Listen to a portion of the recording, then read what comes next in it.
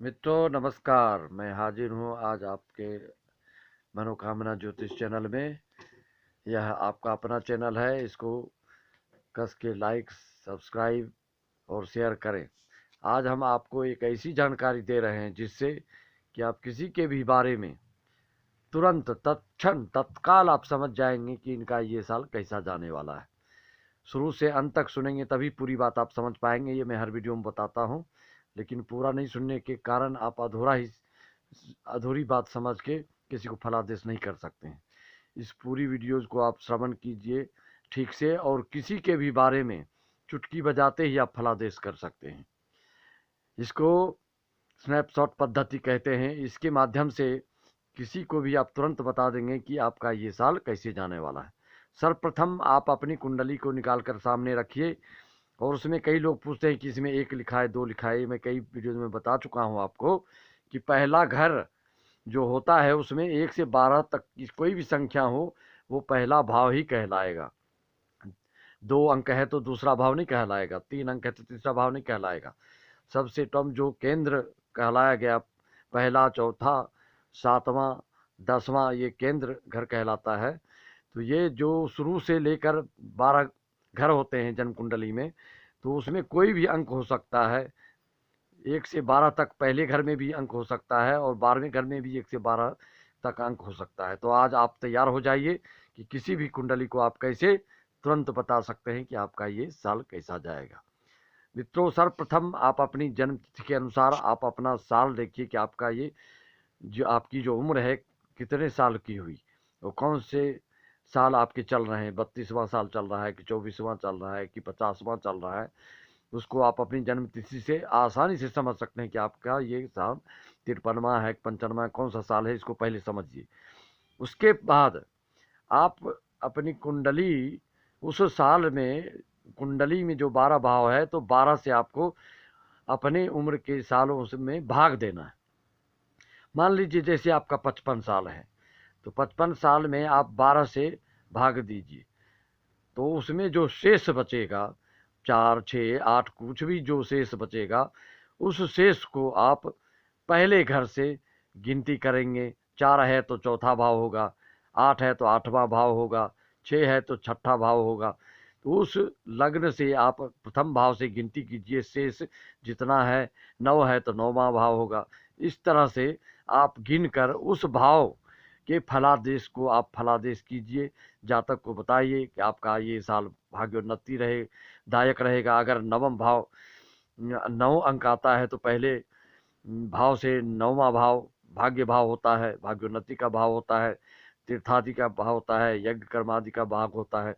तो आप तुरंत बता सकते हैं कि आपका ये साल बहुत ही उन्नतिदायक रहेगा, भाग्य उन्नतिदायक रहेगा। अगर 10वां है तो 10वें भाव का फल बताइए। 6वां है तो ये रोग व्याधि ऋण आदि का घर है, तो इससे संबंधित आप उसका फलादेश कीजिए। अष्टम, षष्टम, द्वादश में अगर ये भाव आता है, शेष आपका 12 आया, 8 आया, 6 आया, तो ये जातक के लिए ये साल अशुभकारी सिद्ध होगा। अगर मान लीजिए शेष में 6 आया आपकी उम्र में 12 से भाग देने के बाद, तो मित्रों जैसे आपकी अपनी उम्र में 12 से भाग देने के बाद अगर 6 बचता है, तो छठे भाव का फलादेश आप निसंदेह उसको बता सकते हैं कि आपका ये स्वास्थ्य के लिए, ऋण आदि व्याधि के लिए बहुत ही गलत होगा। अष्टम, अगर 8 अंक आया तो अष्टम भाव का फलादेश करेंगे। अगर 12 आया तो 12वें घर का फलादेश करेंगे। छठे भाव, 8वें भाव, 12वें भाव का फलादेश कतई शुभ कार्य सिद्ध नहीं होगा। इसको आप आंखें बंद करके आप बता सकते हैं कि यह साल आपका अच्छा नहीं जाएगा।